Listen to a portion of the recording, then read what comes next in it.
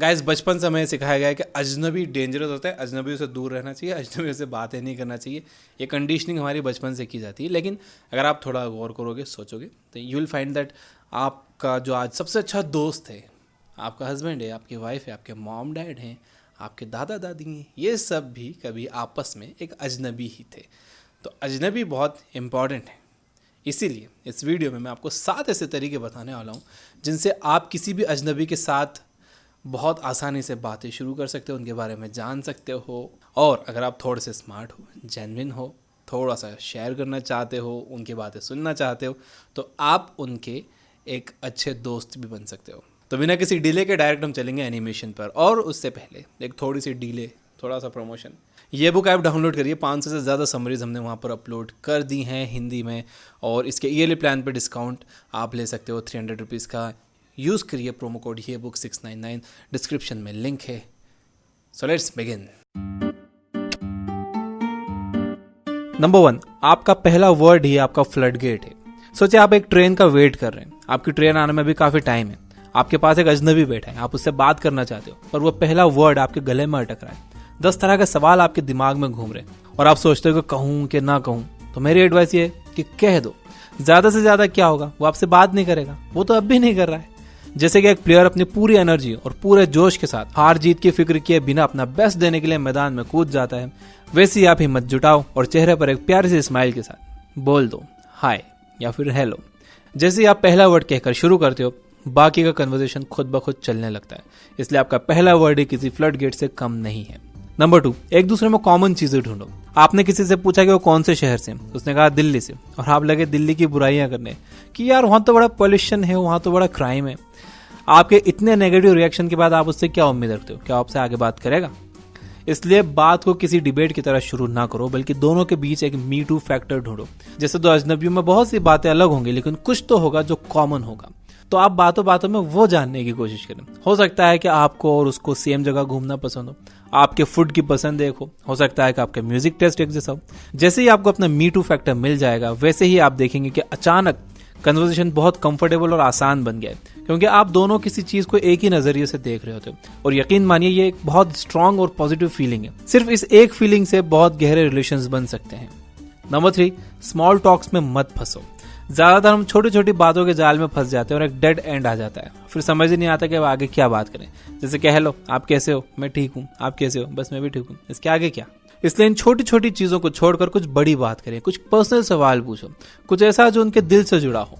जैसे कि उनके नाम के पीछे क्या स्टोरी है, उनके नाम का मतलब क्या है। अगर उन्हें कोई क्रिएटिव काम करने की आदत है तो उसके बारे में पूछिए कि वो कैसे करते हैं, कहाँ से आती है उनमें क्रिएटिविटी। आप ऐसे कोई भी सवाल पूछ सकते हो और आप ये देखकर हैरान रह जाओगे कि हर किसी के पास बताने के लिए बहुत कुछ है, बस जरूरत है तो उनसे पूछने की और उन्हें सुनने की।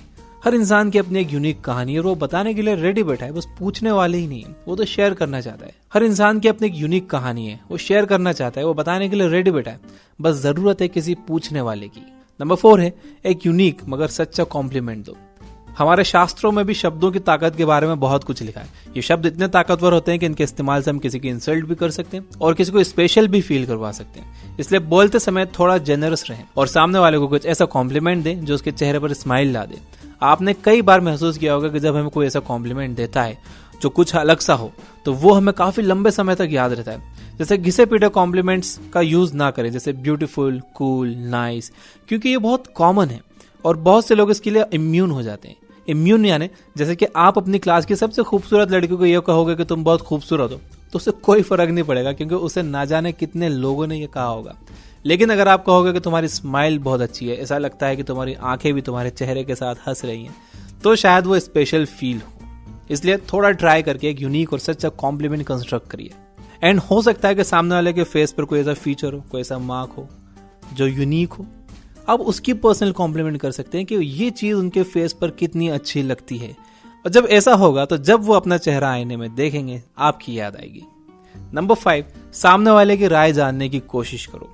हम सब अपने आसपास की चीज के लिए कुछ ना कुछ राय बनाते हैं। सबसे इंटरेस्टिंग बात यह है कि हम सब चाहते हैं कि लोग हमारी राय पूछें और उसे सीरियसली लें। इसलिए अगर आप किसी से उसकी राय पूछते हो तो वो रिस्पेक्टेड फील करता है। राय पूछने का मतलब यह है कि आप दोनों तरफ से कन्वर्सेशन का रास्ता खोल रहे हो। अचानक आपको महसूस होगा कि अब तक जो अजनबी था उसे अब आपसे बात करने में इंटरेस्ट आ रहा है। यहाँ पर कई लोग बहुत बड़ी गलती कर देते हैं, वो ये कि वो बहुत ही टेक्निकल टॉपिक पर राय पूछने लग जाते हैं। जब आप अचानक किसी से शेयर मार्केट के ट्रेंड के बारे में पूछोगे तो उसे पता नहीं होगा, वो तो ऑकवर्ड फील करने लगेगा। उसे लगेगा कि जैसे आप उसका एग्जाम ले रहे हो, उसका इंटरव्यू ले रहे हो। इसलिए सामने वाले से आप कुछ इतने सिंपल सवाल पूछोगे, उसे जवाब देकर लगेगा उसने सिक्सर मारा है, यानी कि आपको लूज बॉल डालनी है ताकि वो उस पर सिक्स मार सके और उसे लगे कि यार मैंने कितना अच्छा जवाब दिया है। और ये सवाल आप सामने वाले के इंटरेस्ट देखकर ही उसी में से निकाल सकते हो, उसके इंटरेस्ट से अलग नहीं हटना है। आप उसके इंटरेस्ट से रिलेटेड सवाल पूछोगे तो उससे ये फील होने लग जाएगा कि आप उसमें इंटरेस्टेड हो, इसकी वजह से वो आप में इंटरेस्टेड हो जाएगा। और एक बात का हमेशा ध्यान रखिए कि वो अपनी राय दे रहा हो तो उसे ध्यान से सुनो, और हाँ, सिर्फ सुनने के लिए सुनो, उसे जवाब देने के लिए नहीं, क्योंकि दोनों में बहुत फर्क है। यहीं से हमारा अगला पॉइंट निकल कर आता है नंबर 6, कन्वर्सेशन के दौरान पूरी तरह से प्रेजेंट रहो। सोचो आप किसी से पूरे दिल से अपनी बात कह रहे हो और वो फोन में लगा हुआ है और टिक टिक कर रहा है और वो आपसे कह रहा है बोलो बोलो मैं सुन रहा हूँ, तो आपको कितना बुरा लगेगा।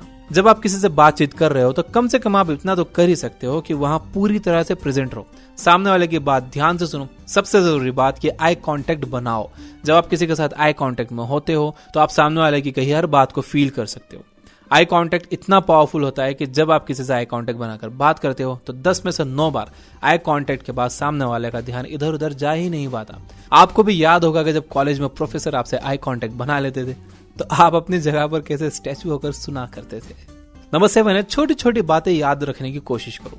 ये बहुत इंटरेस्टिंग और इंपॉर्टेंट पॉइंट है। जब आप किसी से पहली बार मिलते हो तो वो अपने बारे में छोटी छोटी बातें आपसे शेयर करता है, तो उनमें से कुछ कुछ याद रखने की कोशिश करो। कई लोग तो 10वीं बार मिलने के बाद भी कहेंगे कि अरे तुम्हारा नाम क्या था, कुछ आर से शुरू होता है ना। कितना बुरा लगता है ऐसे में। वहीं अगर आप किसी को दूसरी बार मिलने पर उसे उसके नाम से बुलाओगे और उसके बारे में छोटी छोटी बातें याद रखोगे कि वो किस शहर से है, उसके पेट का नाम क्या है, तो आप सोच भी नहीं सकते कि उसे कितना इंपॉर्टेंट और स्पेशल फील होगा। इसलिए अपनी मेमोरी पर थोड़ा जोर दो और याद रखने की कोशिश करो। इन बातों से सामने वालों को लगता है कि आपको उसका ख्याल है और इस वजह से उसको इस जान पहचान को आगे बढ़ाना एक रिस्पॉन्सिबिलिटी की तरह लगने लगती है। तो दोस्तों ये थे कन्वर्सेशन के 7 ट्रिक्स जिनका इस्तेमाल करके आप किसी को भी इम्प्रेस तो कर ही सकते हो, बल्कि किसी भी अजनबी से बात शुरू कर सकते हो, उसके बारे में ज्यादा जान सकते हो। याद रखो कि अपने वर्ड्स का सिलेक्शन सही रखने से आप सामने वालों को कंफर्टेबल फील करवाओगे, तभी वो आपसे कुछ बात कर पाएगा। तो इस वीडियो का अब आप कर दो लाइक और मैं इसे करता हूं समराइज। नंबर 1 ये है कि आपका पहला शब्द आपका फ्लड गेट है। वेट मत करो, डरो मत कि वो बात करेगा मुझसे या करेगी या नहीं। बोल दो, हाय हेलो बोल दो, उसके बाद सारा कन्वर्सेशन शुरू हो जाएगा। नंबर 2 है एक दूसरे में कॉमन चीजें ढूंढो। एक दूसरे में जब आपको कॉमन चीजें मिल जाएंगी तो एक मी टू फैक्टर मिल जाएगा, तो आप दोनों एक ही नजरिए से उस मी टू फैक्टर को देखोगे, उसके बारे में डिस्कशन करोगे। इससे आपके डिस्कशन की इंटेंसिटी बढ़ेगी और इंटेंसिटी बढ़ेगी तो रिलेशनशिप भी गहरी होगी। नंबर 3 है स्मॉल टॉक्स में मत फंसो। ऐसे सवाल करो जो उनके दिल के करीब हो, जो पर्सनल हो। लोग बताने के लिए रेडी हैं, जरूरत है तो पूछने वालों की। नंबर 4 है यूनिक और सच्चा कॉम्प्लीमेंट दो। लोग कॉम्प्लीमेंट से इम्यून हो जाते हैं, एक जैसी कॉम्प्लीमेंट से। यानी कि अगर आप किसी बहुत सुंदर लड़की को कहोगे तुम बहुत सुंदर हो तो उससे कोई फर्क नहीं पड़ेगा, उससे कई लोग बोलते हैं। आपका कॉम्प्लीमेंट यूनिक होना चाहिए। नंबर 5 है सामने वाले की राय जानने की कोशिश करो। यहाँ बात यह है कि उससे आसान सवाल करो ताकि उसे लगे कि उसने बहुत अच्छा जवाब दिया है, राइट। नंबर 6 है बातचीत के दौरान पूरी तरह से प्रेजेंट रहो। अपने फोन में मत लगे रहो, इधर उधर ज्यादा मत देखो, सामने वाले को देखकर बात करो। और नंबर 7 है छोटी छोटी बातें याद रखने की कोशिश करो। यही बात डेल कार्नेगी ने अपनी book how to win friends and influence people में बताई है और ये बुक आपको जरूर पढ़नी चाहिए। और इसके अलावा कम्युनिकेशन स्किल्स से रिलेटेड सैकड़ों बुक्स की समरीज अगर आप पढ़ना चाहते हो, सुनना चाहते हो हिंदी में, तो यह बुक ऐप डाउनलोड करिए। वहां ना सिर्फ कम्युनिकेशन स्किल्स बल्कि inspiration, motivation, biographies, self help, business, इतनी तरह की बुक्स की सैकड़ों समरीज हैं। डिस्क्रिप्शन में लिंक है। ईयरली प्लान पर 300 रुपीज के डिस्काउंट के लिए आप कूपन कोड यूज कर सकते हो, ये बुक 699। और मेरे दोस्त AP दुबे की किताब पढ़िए सक्सेस एंड हैप्पीनेस। इसमें आपको जिंदगी के 10 सवालों के जवाब मिलेंगे, उसका लिंक भी डिस्क्रिप्शन में है। Finally, you guys are amazing. Keep reading, keep learning, keep growing. Thank you for watching.